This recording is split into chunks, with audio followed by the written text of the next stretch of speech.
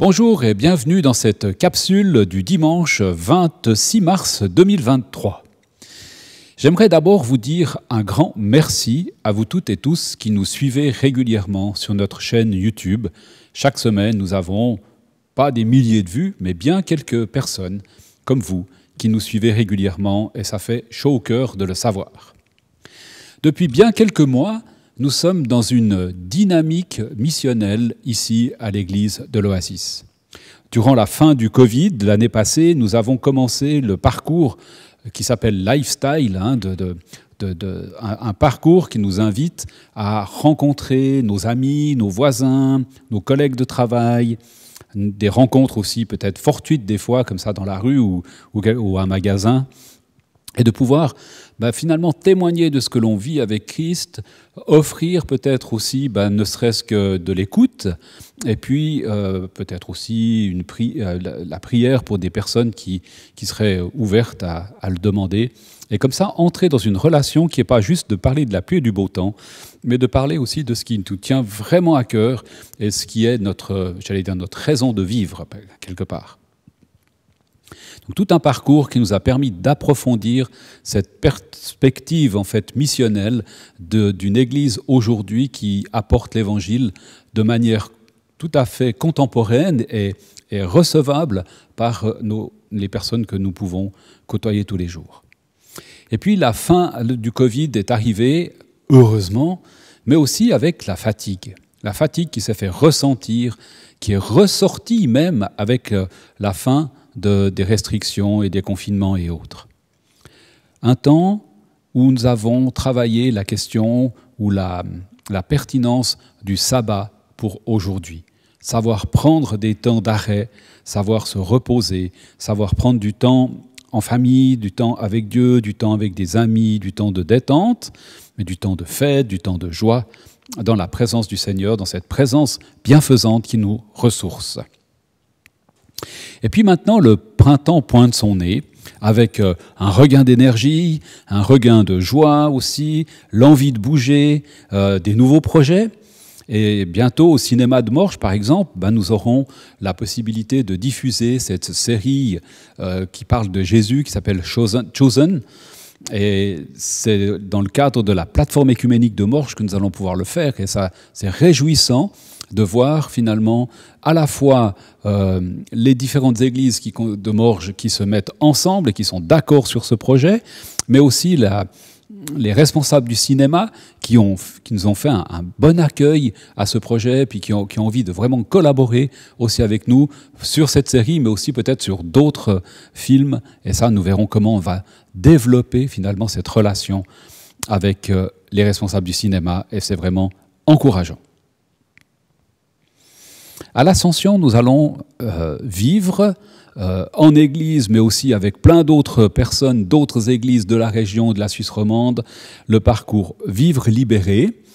Et ce parcours va nous permettre aussi d'entrer dans une dynamique du royaume dans laquelle Jésus veut aussi nous faire redécouvrir ses projets qu'il a pour nous, d'une part, mais aussi nous faire peut-être remarquer quelques éléments qui sont encore comme des freins ou je n'aime pas trop dire ça comme ça, mais des boulets dans notre vie que l'on traîne attachés à nos pieds et qui nous empêchent d'être vraiment libres et de pouvoir vraiment entrer pleinement dans les projets qui sont les siens pour notre vie. Donc Vivre libéré va nous entraîner aussi dans un mouvement de libération, si on peut dire, et puis de dynamisme aussi, à l'Ascension, si jamais, du 18 au 20 mai de cette année. Salut, je m'appelle Colline et j'ai participé au cours Vive Libéré l'année passée et j'aimerais te partager ce que j'ai vécu. Donc déjà, lors des enseignements, j'ai réalisé qu'en fait, pendant des années, je croyais aux mensonges du diable qui me montrait et qui me disait que j'étais rejetée, que j'étais coupable. Je sentais une culpabilité hyper forte en moi et qui me détruisait, qui me faisait vraiment du mal. Et en fait, j'ai réalisé que tout ça même si c'était hyper ancré en moi, c'est pas du tout la vérité et que Dieu, il est supérieur à ça, que Dieu, il est au-dessus de ça. Et ouais, ça, c'est vraiment ce que j'ai réalisé lors des enseignements, donc c'était vraiment bien. Après, on a eu 1 heure de prière. Dans la filière Vivre Libérée, on a 1 heure de prière où il y a des gens qui prient pour nous et qui se mettent à l'écoute de Dieu. Et on a prié pour moi. En fait, il y a une personne qui a reçu une image et elle me voyait marcher sur mes combats, un peu comme Pierre qui marche sur l'eau. Il y avait aussi la pensée que j'allais surpasser toutes ces choses qui me tiraient vers le bas et que par la puissance de Dieu, par son œuvre en moi, ça va aller. Et c'était vraiment un moment hyper fort dans ma guérison intérieure, dans le fait que je peux choisir. En fait, je suis pas destinée à souffrir et à subir tous les mensonges, toute la souffrance que le diable me fait porter, tous les fardeaux que j'ai à porter. Mais c'était un moment où j'ai réalisé qu'en fait, il y a plus que ça, il y a de l'espoir. Donc voilà. Bonjour, je m'appelle Carole et je fais partie du comité roman pour Vivre Libérée. Qui sommes-nous en Christ? Quelle autorité a-t-on? Pourquoi vivons-nous certains blocages? Et surtout, comment en être délivrés? Quels sont les outils, les moyens que Dieu nous a donnés pour pouvoir vivre libre, juste comme Jésus l'avait prévu? Vivre libéré, c'est plus qu'un cours. C'est un parcours qui nous transforme. C'est un parcours qui nous fait découvrir et redécouvrir les vérités de l'Évangile et qui devient un style de vie. Il est composé d'enseignements, il est composé d'ateliers de travail personnel ainsi qu'un rendez-vous avec des équipiers formés qui prendront un temps d'écoute et de prière pour chaque participant. Vivre libéré, en résumé, c'est comme les Galates l'ont dit, c'est que Christ nous a affranchis pour être libres et pouvoir vivre librement, pleinement.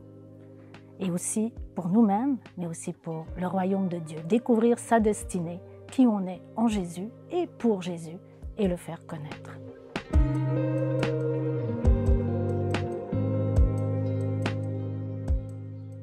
Et depuis quelque temps, nous sommes dans un parcours, un autre parcours, un nouveau parcours, mais qui s'inscrit dans la même dynamique, celle d'être disciple et de faire des disciples, comme tout à fait dans le même mouvement que l'Église missionnelle, de pouvoir rejoindre des amis, etc., de pouvoir rejoindre des personnes. Et puis, cette Église en pleine forme nous a amené à reprendre justement différentes formes qui ont été élaborées pendant près de 30 ans par Mike Breen, et qui en a fait des livres, des séminaires, des engagements qu'il a pris dans plein de communautés pour apporter cette dimension du discipulat au travers de quelques formes géométriques qui sont comme des points d'entrée ou des manières mémotechniques de se rappeler finalement des éléments importants. Et nous en avons déjà parcouru quelques-uns ces derniers temps. Au mois de novembre l'année passée, nous avons pris le premier, on était dans la série sur le sabbat, et on a pris la question de l'équilibre. Donc c'est un demi-cercle, et à la fin de cette vidéo, je vous remettrai les différents liens qu'il y a sur notre chaîne YouTube, sur laquelle vous allez retrouver ces 4 vidéos dont je vais vous parler maintenant. Donc la première, c'est celle de l'équilibre dans notre vie de tous les jours, finalement, entre nos engagements, notre travail, etc., notre famille aussi, du temps avec Dieu. Et puis, pour illustrer cela, ou comme modèle, Mike Breen, finalement, a repris les exemples de comment Jésus vivait cet équilibre entre tous ces moments où il était avec des foules, avec ses disciples, ou seul avec son père, ou avec sa famille, quels étaient tous ces liens qu'il y avait, et comment il a vécu les choses.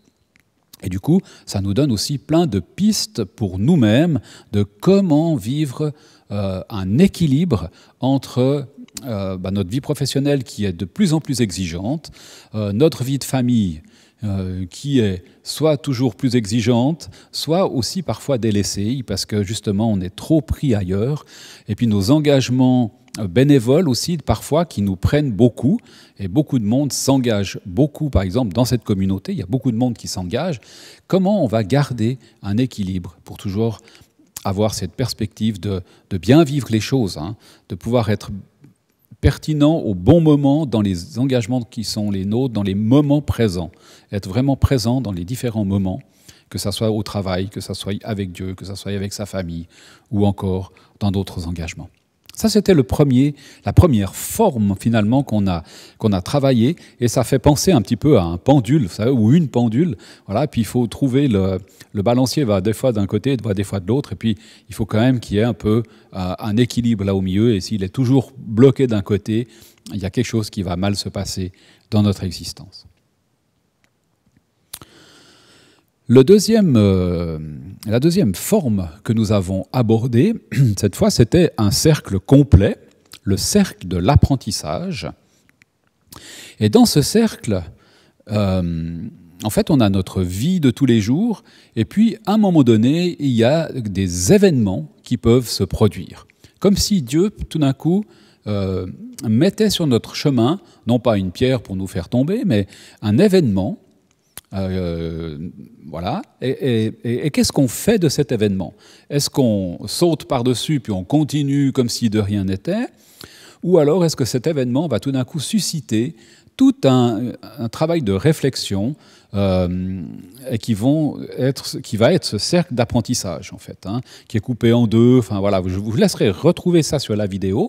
Mais l'idée, c'est vraiment de prendre du temps et de faire quelque chose de ce qui nous arrive. Pas juste faire le gros dos ou le dos rond, comme on dit, et puis on met le parapluie, et puis on ferme les yeux, on y va, ça va passer, ça va aller. Mais qu'est-ce qu'on fait de ce qui nous arrive, hein, et comment ce qui nous arrive peut être une forme d'apprentissage pour que peut-être les prochaines fois on puisse les aborder d'une autre manière, ou bien comment ces événements vont faire grandir notre foi, grandir notre relation les uns avec les autres, mais aussi notre relation avec Dieu. Donc c'était le cercle d'apprentissage que l'on a vécu il y a quelques mois en arrière, quelques semaines en arrière. Et puis après, nous avons continué avec une autre forme, celle du triangle.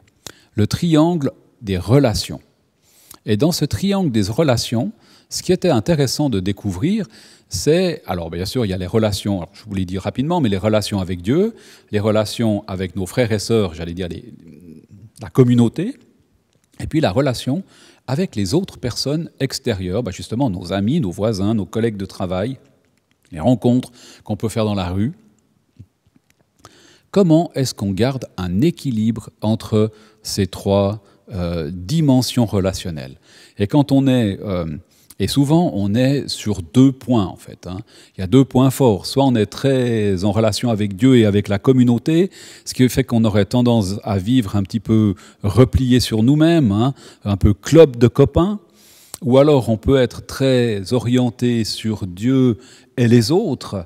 Et puis du coup, ce qui compte beaucoup, c'est rejoindre excusez-moi le terme, mais les perdus, ceux qui ne sont pas en relation avec le Christ. Comment on va les rejoindre, comment on va travailler ça, au détriment d'une vie de communauté aussi conviviale, d'une vie de famille, j'allais dire, conviviale, et puis importante aussi dans notre développement finalement de foi, de pouvoir se frotter aussi les uns aux autres, de pouvoir entendre les uns et les autres la manière dont ils vivent leurs relations. Ça fait partie de la vie de famille.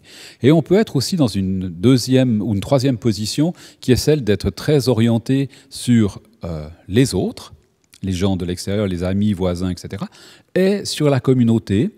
Et là, ce qui se passe, c'est qu'on a une vie sociale extrêmement développée, très conviviale, une belle vie de famille, mais il manque une composante, ou en tout cas, elle est un peu délaissée, c'est notre relation avec Dieu, qui est quand même le moteur, finalement, ou qui nous met en route vraiment dans tout le reste. Donc, de trouver cet équilibre entre ces trois éléments, qui, ça va être un peu géométrie variable, j'allais dire. Hein. De moments, on va être plus orienté sur notre relation avec Dieu et avec les frères et sœurs de l'Église. Des autres moments, on va être plus entre les gens de l'extérieur et les gens de l'Église, et puis d'autres moments en plus avec Dieu et avec les gens de l'extérieur. Mais il va falloir trouver un espèce d'équilibre pour que notre vol de vie chrétienne soit bon, en fait. Hein.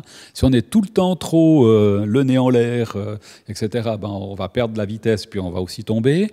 Si on est trop le nez en bas, enfin voilà, la dynamique du vol, tout ça, L-delta et avion, je vous passe sur la théorie. Donc, équilibrer nos relations. Dernièrement, on a aussi vu le carré. Alors, ça paraît tout simple, un carré, hein, c'est juste 4 côtés. On se dit, ça va être tout facile. En fait, ce n'est pas si simple que ça, parce qu'en fait, ce carré, c'est le carré du discipulat.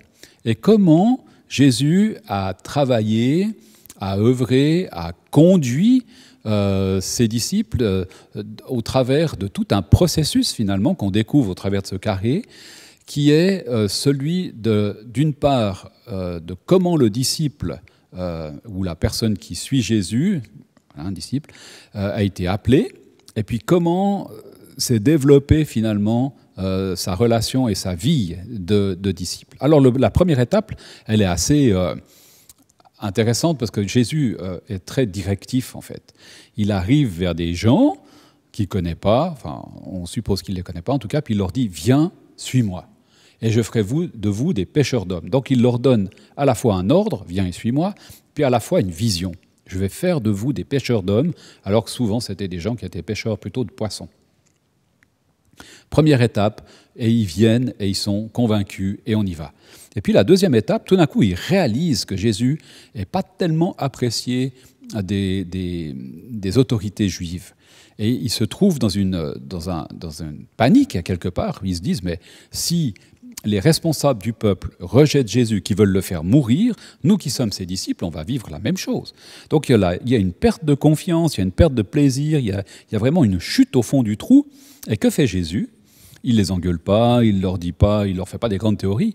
Il leur rappelle finalement, où il déplace finalement leur sécurité qui était dans leur travail, etc. Il les déplace sur les perspectives du royaume, sur lui-même, roi des rois, sur le fait de la vision. Qu'est-ce que c'est que la vision ? La grâce de Dieu. Il leur met un peu ces perspectives-là en vue, et puis il les envoie en mission. Il les envoie découvrir comment ça fonctionne le royaume de Dieu. Il les envoie en leur déléguant l'autorité, en leur déléguant le pouvoir de chasser les démons, de guérir les gens, etc. Et les disciples s'en vont deux par deux et ils reviennent remplis de joie, enthousiastes. Donc la confiance et tout est remontée en flèche finalement. Peut-être pas tout à fait aussi haut que tout au départ, mais voilà, ils ont repris confiance. Et puis le troisième côté du carré finalement montre voilà, ce développement de leurs compétences et de leur confiance en Dieu, etc. Et puis Jésus leur annonce son départ. Il y a la mort, la résurrection. Jésus leur donne rendez-vous en Galilée. Il y a voilà, il y a une autre relation qui s'est instaurée. Jésus les appelle plus des disciples, etc. Il les appelle ses amis.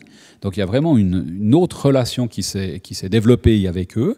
Et puis, il leur donne une nouvelle mission. Vous serez toujours des pêcheurs d'hommes, mais jusqu'aux extrémités de la terre. Ils passent de disciples à eux-mêmes leaders qui vont faire des nouveaux disciples, qui vont développer la communauté. Et la question qu'on se pose, c'est comment est-ce qu'on va prendre en fait ces différents éléments pour les appliquer dans notre existence à nous ? Alors voilà. Ce dimanche, donc 26 mars, si vous venez à l'Oasis, nous aurons un parcours, une Thomas Messe, comme on appelle ça. Thomas Messe, ça s'est développé en Allemagne il y a bien quelques années, dans un temple, je ne me souviens plus dans quelle ville c'était, mais un temple qui est en plein centre-ville et qui était quand même bien délaissé par la population. Et ils ont eu l'idée, avec plein de jeunes, de faire des animations devant la place du temple, avec des danses, de la musique. Donc du coup, les gens se sont intéressés à ça. Ils ont dit, mais qu'est-ce qui se passe ?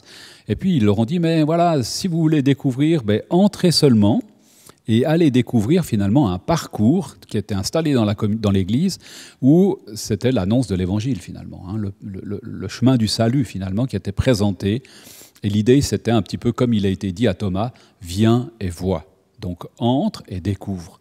Et nous, on a un petit peu repris ce concept avec des thèmes différents, et en l'occurrence, cette fois, ça sera autour des 4 formes, donc d'une église en pleine forme.